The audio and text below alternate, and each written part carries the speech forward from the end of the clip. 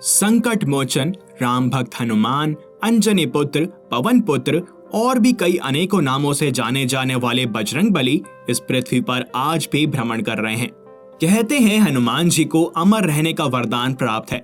एक चुटकी सिंदूर से प्रसन्न होने वाले भगवान हनुमान अपने हर भक्त का ख्याल रखते हैं और उनका हर संकट हर लेते हैं। वहीं हनुमान जी शिव जी का रुद्र अवतार भी माने जाते हैं। तो ऐसा क्या हुआ कि इन दोनों के बीच एक महाप्रलयकारी युद्ध हुआ और हनुमान जी शिव जी का त्रिशूल ही निगल गए, और इस युद्ध का अंत परिणाम क्या हुआ? इन सभी प्रश्नों के उत्तर हम आपको आज इस वीडियो में देने वाले हैं। लेकिन आगे बढ़ने से पहले अगर आप चैनल पर नए हैं तो इसको सब्सक्राइब कर लें और बेल आइकन को प्रेस करना ना भूलें और हमारे साथ बोलें जय सिया राम, जय जय सिया राम। जिन लोगों को नहीं पता पहले उन्हें बता दें कि हनुमान जी को बहुत से वरदान प्राप्त हैं और उनमें से कुछ वरदान ऐसे हैं। हनुमान जी को सूर्य देव ने अपने तेज का 100वां अंश दिया है। यही कारण है कि हनुमान जी के सामने कोई भी वक्ता नहीं टिक पाता। धर्मराज यम से हनुमान जी को कभी भी यमराज का शिकार नहीं होने का वरदान प्राप्त है। इंद्र के प्रहार से पवन पुत्र को हनुमान नाम प्राप्त हुआ। इंद्र और हनुमान जी के बीच हुए युद्ध में इंद्रदेव ने हनुमान जी को यह वरदान दिया था कि भविष्य में कभी उनके वज्र का असर बजरंगबली पर नहीं होगा और उनका शरीर खुद वज्र के समान हो जाएगा। वरुण देव ने हनुमान जी को विशेष वरदान दिया था, जिसके अनुसार 10 लाख वर्ष की आयु पूरी करने के बाद भी हनुमान जी की मृत्यु जल से नहीं हो सकती। बजरंगबली को दीर्घायु होने का वरदान ब्रह्मा जी से मिला है। हनुमान जी अपनी इच्छा के अनुसार कोई भी रूप धारण करके कहीं भी जा सकते हैं और स्वयं भगवान शंकर ने उन्हें वरदान दिया कि उनके अंश हनुमान जी को किसी भी अस्त्र से नहीं मारा जा सकता। तो फिर ऐसा क्या हुआ कि स्वयं भगवान शंकर को हनुमान जी से युद्ध करना पड़ा? इसके पीछे की कथा पुराणों में कुछ इस प्रकार है। त्रेता युग में राम और रावण युद्ध के पश्चात जब प्रभु श्री राम अयोध्या लौट आए तो उन्होंने अश्वमेघ यज्ञ का आयोजन करवाया। यज्ञ करने के बाद अश्व को स्वतंत्र विचरण करने के लिए छोड़ दिया जाता था, जिसके लिए यज्ञकर्ता राजा की सेना होती थी। जब यह अश्व दिग्विजय यात्रा पर जाता था तो स्थानीय लोग इसके पुनरागमन की प्रतीक्षा करते थे। इस अश्व के चुराने या इसे रोकने वाले नरेश से युद्ध होता था। यदि यह अश्व खो जाता था तो दूसरे अश्व से यह क्रिया पुनः आरंभ की जाती थी। जिस प्रकार एक बार लव और कुश ने अश्वमेघ के अश्व को रोककर श्री राम को चुनौती दी थी और तब हनुमान जी को युद्ध के लिए भेजा था, तब लव और कुश से युद्ध के दौरान हनुमान जी समझ गए कि वे कौन हैं, तो उन्होंने खुद को लव और कुश के हाथों बंदी बनवा लिया। तब बाद में लक्ष्मण आदि युद्ध करने गए और उनसे परास्त हो गए और अंत में श्री राम को स्वयं आना पड़ा। उसी प्रकार जब यज्ञ का घोड़ा देवपुर पहुंचा तो शिव भक्त राजा वर्मणि के पुत्र रुक्मांगद ने श्री राम के घोड़े को रोककर उसे बंदी बना लिया। अब देवपुर और अयोध्या की सेना में युद्ध तो होना ही था। वीरमणि ने सुना कि श्री राम के अनुज शत्रुघ्न की वाहिनी युद्ध के लिए बढ़ती चली आ रही है। तब उन्होंने सशस्त्र सेना तैयार करने के लिए अपने प्रबल पराक्रमी सेनापति रिपुवार को आदेश दे दिया। फिर स्वयं शिव भक्त राजा वीरमणि अपने भाई वीर सिंह, भांजे बनमित्र तथा राजकुमार रुक्मांदा के साथ युद्ध के लिए रणभूमि में पहुंच गए। भीषण युद्ध हुआ जिसमें हनुमान जी ने सभी को पराजित कर दिया। अंत में वीरमणि को हनुमान जी ने मूर्छित कर दिया। शिव भक्त वीरमणि को शिव जी ने वरदान दिया था कि जब भी संकट आएगा तो मैं तुम्हारी सहायता करूंगा। तब भगवान शिव अपने गणों के साथ युद्ध के मैदान में पहुंच गए। गणों ने सभी को छिन्न भिन्न कर दिया।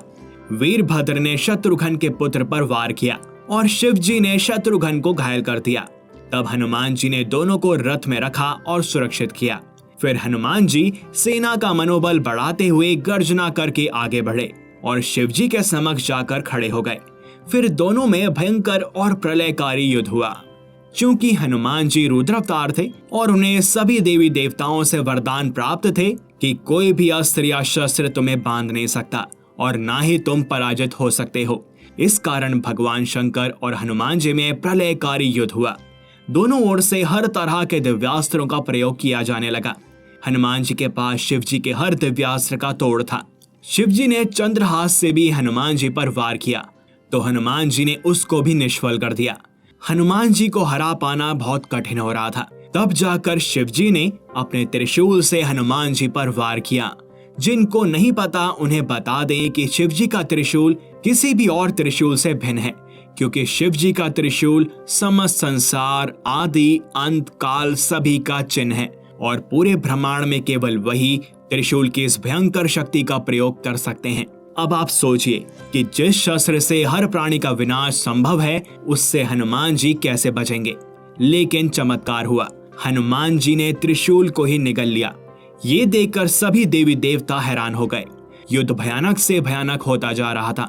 यह देखकर भगवान राम वहां प्रकट हुए और श्री राम ने तब हनुमान जी को समझाया कि आप किससे युद्ध कर रहे हो। शिव ही राम है और राम ही शिव है। यह सुनकर हनुमान जी को शिव में ही राम का रूप नजर आने लगा। यह देखकर वे अपना युद्ध रोककर भगवान शिव और राम दोनों के आगे हाथ जोड़कर खड़े हो गए। हनुमान जी के पराक्रम को देखकर भगवान शिव अति प्रसन्न हुए और हनुमान जी को मनचाहा वर मांगने को कहा। इस प्रकार इस युद्ध का अंत हुआ। इस युद्ध में श्री राम और भगवान शंकर की ही लीला थी। इस युद्ध में भगवान शंकर हनुमान जी की परीक्षा ले रहे थे।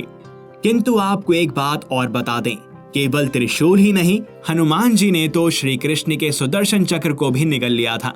सुदर्शन चक्र ने जब इंद्र के वज्र को निष्क्रिय कर दिया, तब से उसे भी यह अभिमान हो गया था कि भगवान के पास जब युद्ध में कोई उपाय नहीं बचता है तो वे उसकी मदद लेते हैं। श्री कृष्ण समझ गए थे कि सुदर्शन को अहंकार हो गया है और इनके अहंकार को नष्ट करने का समय आ गया है।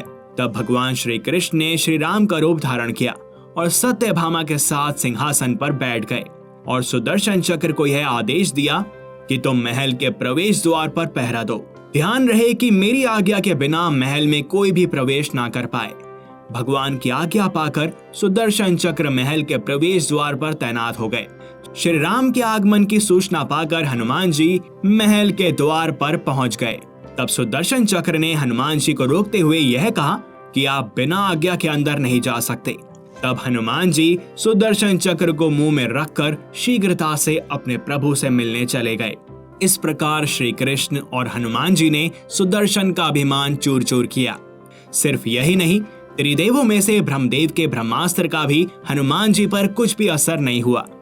हनुमान जी माता सीता की खोज में लंका पहुंचे थे। उन्होंने माता की बहुत खोज की, लेकिन सफलता प्राप्त नहीं हुई और वे निराश हो गए। तब विभीषण ने उन्हें माता सीता के विषय में बताया। पवन पुत्र अशोक वाटिका पहुंचे। तब उन्होंने प्रभु श्री राम का संदेश माता को सुनाया। इसके पश्चात हनुमान जी को भूख लगी तो वे अशोक वाटिका के फल तोड़कर खाने लगे। इतने बड़े वानर को देखकर पहरेदारों ने इसकी जानकारी रावण को दी। तब रावण ने अपने पुत्र अक्षय कुमार को हनुमान जी को बंदी बनाने के लिए भेजा, किंतु हनुमान जी ने उसका वध कर दिया। फिर मेघनाद हनुमान जी को बंदी बनाने आया। उसने ब्रह्मास्त्र का प्रयोग किया। वरदान के कारण राम भक्त हनुमान को कुछ नहीं हो सकता था, लेकिन ब्रह्मा का अस्त्र होने के कारण हनुमान जी स्वयं उसके बंधनों में बंध गए। यदि कोई और होता तो ब्रह्मास्त्र के वार से नष्ट हो जाता, लेकिन हनुमान जी ने ब्रह्मास्त्र को ब्रह्मदेव का प्रसाद समझा और ग्रहण किया। तो कमेंट सेक्शन में लिखें जय सिया राम, जय बजरंगबली, हर हर महादेव। इस वीडियो में केवल इतना ही। यदि आपको यह पसंद आई हो तो इसे लाइक करें व ज्यादा से ज्यादा शेयर करें। साथ ही चैनल को सब्सक्राइब और बेल आइकन को प्रेस करना ना भूलें। मिलते हैं आपसे अगली वीडियो में और भी रोचक विषयों के साथ। तब तक के लिए हरिओम। भगवान से जुड़े रहस्य, लोक कथाएं और सच जाने तेरे मेरे राम ऐप पर। भगवान के सच्चे भक्तों के लिए प्रभु से सदैव जुड़े रहें। भक्तों के लिए राम का नाम सर्वप्रथम और तेरे मेरे राम ऐप के लिए राम के भक्त सर्वप्रथम। पूजा विधि, आरती संग्रहालय और भक्ति से जुड़े सभी बातों का समागम। तेरे मेरे राम ऐप डाउनलोड करें और प्रभु से जुड़ाव महसूस करें।